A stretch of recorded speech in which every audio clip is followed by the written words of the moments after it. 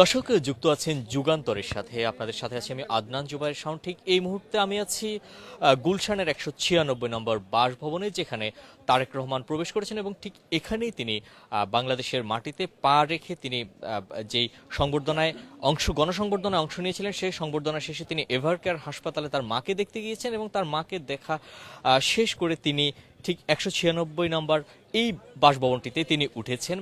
আজ সারা দিনে বিএনপির লক্ষ লক্ষ নেতাকর্মী সড়কের দুপাশে অবস্থান নিয়েছিলেন তারেক রহমানকে শুধু এক নজর দেখার জন্য। আমরা দেখেছিলাম 300 ফিটে লক্ষ লক্ষ নেতাকর্মী 64 জেলা থেকে যারা এসছেন, তারা অধীর আগ্রহে অপেক্ষা করেছিলেন তাদের প্রিয় নেতা তারেক রহমানকে শুধু একটিবার দেখার জন্য। আজ পুরো ঢাকা শহর জুড়ে আমরা দেখেছিলাম বিএনপির নেতাকর্মীরা অবস্থান নিয়েছেন এবং সকাল থেকে এয়ারপোর্ট সহ বিভিন্ন স্থানে ছিলেন আমাদের সহকর্মী ফখরুল ইসলাম। আমরা এখন তার কাছ থেকে শুনবো আজ সারাদিন রাজধানীতে কি কি ঘটেছিল। ফখরুল, আপনাকে স্বাগতম। আজ সারাদিনে আমরা দেখেছিলাম বিএনপি এবং অঙ্গ সহযোগী সংগঠনের নেতাকর্মীরা পুরোটা দিনই ঢাকা শহরে ছিল। কি কি ঘটেছিল আমরা আপনার কাছ থেকে শুনবো। আপনি ভালো একটি বিষয় জানতে চেয়েছেন, শেষ দিয়ে শুরু করি। কিছুক্ষণ আগে তিনি কিন্তু তার যে বাড়িটি রয়েছে 196 বাড়ি, তিনি কিন্তু এই বাড়িতে মানে প্রবেশ করার মধ্য দিয়ে আজকে দিনের কার্যক্রম কিন্তু শেষ করেছেন। তো প্রশ্ন আসে, তাহলে দিনের কার্যক্রমটা আসলে কেমন ছিল? প্রথমে তিনি তিনি সকাল কিন্তু 10টা নাগাদ তিনি কিন্তু হযরত শাহজালাল আন্তর্জাতিক বিমানবন্দরে তিনি কিন্তু নামেন। সেখানে তিনি 1 ঘন্টা যাত্রাবিরতি করেছিলেন। 1 ঘন্টা পর অর্থাৎ 11টা 15 মিনিটে তিনি হযরত শাহজালাল আন্তর্জাতিক বিমানবন্দরের উদ্দেশ্যে তিনি তার বিমান আবার উড্ডয়ন করে। এরপর তিনি 11টা 40 মিনিটে তিনি কিন্তু হযরত শাহজালাল আন্তর্জাতিক বিমানবন্দরে তিনি অবতরণ করেন। অবতরণ করার পর তার যে যাবতীয় কার্যক্রমগুলো ছিল, প্রায় 1 ঘন্টা পর অর্থাৎ ভিতরে চেক আউট থেকে শুরু করে যারা সিনিয়র নেতৃবৃন্দ ছিল, অর্থাৎ স্থায়ী কমিটির সদস্য, ভাইস চেয়ারম্যান কিংবা সিনিয়র যুগ্ম মহাসচিব যারা ভিতরে প্রবেশ করেছেন, প্রত্যেকের সঙ্গে তিনি দেখা করে কথা বলে সৌজন্যতা শেষ করে তিনি 1 ঘন্টা পর অর্থাৎ 12টা 40 মিনিট নাগাদ তিনি কিন্তু এয়ারপোর্টের যে হযরত শাহজালাল আন্তর্জাতিক বিমানবন্দরের যে ভিভিআইপি গেটটি রয়েছে, 7 নম্বর গেট, সেই গেট দিয়ে তিনি বাইরে বের হয়ে আসেন। বের হওয়ার আগেই একটি মানে অত্যন্ত চমৎকার একটি দৃশ্য কিন্তু আজ সারা দেশ দেখতে পেয়েছে। সেটি কেমন সেটি আমরা দেখেছি। তিনি যখন এয়ারপোর্ট থেকে বের হওয়ার আগে সেখানে মাটি ছিল। তিনি কিন্তু কারণ এয়ারপোর্টে আপনি জানেন যে প্রত্যেকটি আনাচে কানাচে কিন্তু একেবারে কনক্রিট এবং ঢালাই দেয়া, ফলে মাটির কিন্তু সেখানে দেখা যায় না বললেই চলে। কিন্তু আমরা দেখেছি তিনি খুঁজে যেখানে মাটি ছিল সেই মাটিতে তিনি তার জুতাগুলো খুলে, পায়ের মোজাগুলো একেবারে খুলে সেখানে পা দিয়ে মানে একেবারে এভাবে হেঁটে তিনি কিন্তু মাটিতে অনেকক্ষণ কিন্তু অপেক্ষা করেছেন। এতে করে অনেকে বিশ্লেষণ করছেন যে বিএনপির চেয়ারপারসন, বিএনপির যে প্রতিষ্ঠাতা যিনি চেয়ারম্যান অর্থাৎ শহীদ প্রেসিডেন্ট জিয়াউর রহমান, তিনি যেমন মাটি এবং মানুষের সঙ্গে তার রাজনীতি ছিল, এটি দিয়ে তিনি তারেক রহমান প্রমাণ করতে হয়তো চেয়েছেন যে দেশের মাটিতে তিনি অবতরণ করার পর তার যে মাটির সঙ্গে তার যে টান, মাতৃভূমির সঙ্গে তার যে সম্পর্ক, এটি হয়তো তিনি মানে তার যে আকুলতা, 17 বছর পর দেশের মাটিতে পা রাখা, মাটি ছুঁয়ে দেখা, সেই মাটি কেমন 17 বছর পর, তার যে আবেগের জায়গা, উচ্ছ্বাসের জায়গা, সেটির মানে হয়তো অনুভূতিটা আসলে তিনি হয়তো বলতে পারবেন কতটা অনুভূতি নিয়ে তিনি কিন্তু সেই মাটি ছুঁয়ে দেখেছেন।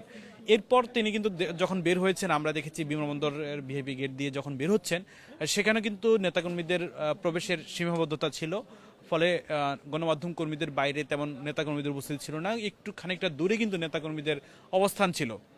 সেই নেতাকর্মীরা কিন্তু তাকে গ্রহণ করেছেন, সেখানে মিছিল করেছেন, তাকে নিয়ে মিছিল হয়েছে, তাকে নিয়ে অভ্যর্থনা জানাতে লাখ লাখ নেতাকর্মী, বলা হয় যে অনেকে বলছেন যে প্রায় অন্তত 20 লাখ মানুষ কিন্তু 300 ফিটে অপেক্ষা করছিল তার জন্য। তিনি কিন্তু অন্যান্য গতানুগতিক কোনো গাড়ি দিয়ে কিন্তু তিনি তার স্থানটি দিয়ে তিনি যাতায়াত করেনি। তিনি কোনো মাইক্রোবাস কিংবা কালো গ্লাস নিয়ে তিনি কিন্তু এখান থেকে বের হননি। আমরা দেখেছি একটি বুলেট প্রুফ একটি বাস, এসি বাসে করে তার পরিবার সহ অন্যান্য যে শীর্ষস্থানীয় নেতারা রয়েছে তারা কিন্তু সেই একই গাড়িতে করে 300 ফিটের উদ্দেশ্যে যাত্রা করেছেন। এবং আমরা দেখেছি তার দুপাশে সেনাবাহিনী এবং বিজিবি, পুলিশ সহ অন্যান্য আইন শৃঙ্খলা রক্ষাকারী বাহিনী তারা কিন্তু তাকে দুপাশ দিয়ে ধরে একেবারে নিরাপত্তা বলয় তৈরি করে নেতাকর্মীদের যেন বাড়তি চাপ কোনোভাবে তার যাতায়াতকে বিঘ্নিত না করে সেটা কিন্তু নিশ্চিত করে তাকে এইভাবে প্রায় 4 ঘন্টা যাবত, অর্থাৎ বিমানবন্দর থেকে 300 ফিটের দূরত্ব সম্ভবত 2-3 কিলো হয়তো বা সর্বোচ্চ 4 কিলো হতে পারে। এই 4 কিলো পথ কিন্তু অতিক্রম করতে তার সময় লেগেছে প্রায় 4 ঘন্টা। ফখরুল, আপনার কাছে একটু জানতে চাই, বাংলাদেশের বৃহৎ একটি রাজনৈতিক দল বিএনপির ভারপ্রাপ্ত চেয়ারম্যান তারেক রহমান এবং বাংলাদেশের রাজনীতিতে তিনি অত্যন্ত গুরুত্বপূর্ণ একজন ব্যক্তি। তো দীর্ঘ 17 বছর পর তারেক রহমানের দেশে ফেরা গিয়ে তার নিরাপত্তায় কোনো ঘাটতি দেখতে পেয়েছেন কিনা? আপনি ঠিকই একটা প্রশ্ন করেছেন, ভালো প্রশ্ন করেছেন যে নিরাপত্তা ঘাটতি রয়েছে কিনা তার। এটি কিন্তু আইনশৃঙ্খলা রক্ষাকারী নিশ্চিত করার জন্যই আজকে প্রায় 2000 আইনশৃঙ্খলা রক্ষাকারী বাহিনী কিন্তু এই নিরাপত্তা নিশ্চিত করার জন্য কিন্তু নিয়োজিত ছিল। ফলে আজকে সারাদিনে এখন পর্যন্ত তার নিরাপত্তা বিঘ্নিত হয় এমন কোনো দৃশ্য বা সংবাদ কিন্তু আমরা পাইনি। তবে নেতাকর্মীদের যে উচ্ছ্বাস বা বাড়তি চাপ বা আবেগ, তাদের যে ভালোবাসা, এটি হয়তো খানিকটা অনেকটা বিড়ম্বনা পড়তে হয়েছে, কারণ তার নির্দিষ্ট সময়গুলোতে তিনি কিন্তু সবখানে পৌঁছাতে পারেননি। এটি হতে পারে এত বড় জনসমাবেশের মধ্যে এতটুকু ঘটনা স্বাভাবিক। আর আপনি অন্যান্য যে আইন শৃঙ্খলা রক্ষাকারী বাহিনীর কোনো অবনতির ঘটনা ঘটেছে কিনা, সেই সারা দেশে, সারা ঢাকায় আমরা এই ধরনের আছে কোনো সংবাদ পাইনি। তবে গতকাল আপনি নিশ্চয় জানেন যে মগবাজারে একটি ককটেল বিস্ফোরণ ঘটায় দুর্বৃত্তরা। ফ্লাইওভার থেকে ধারণা করা হচ্ছে ফ্লাইওভার থেকে সেই ককটেলটি ছুড়ে মেরেছিলেন নিচে। একজন পথচারীর মাথায় যেয়ে সেটি বিস্ফোরিত হওয়ার পরে সঙ্গে সঙ্গে তিনি লুটে পড়েন এবং খানিক পরে ঘটনাস্থলে তার মৃত্যু হয়। এটি গতকালকের ঘটনা। এই ঘটনায় কিন্তু আজকে এই বিষয়ে কথাও বলেছেন বিএনপির স্থায়ী কমিটির সদস্য সালাউদ্দিন আহমেদ। তিনি কিন্তু বলেছেন দেশি বিদেশি চক্রান্ত কিন্তু সক্রিয় রয়েছে এবং তাদেরকে সম্মিলিতভাবে তারা প্রতিহত করতে চান।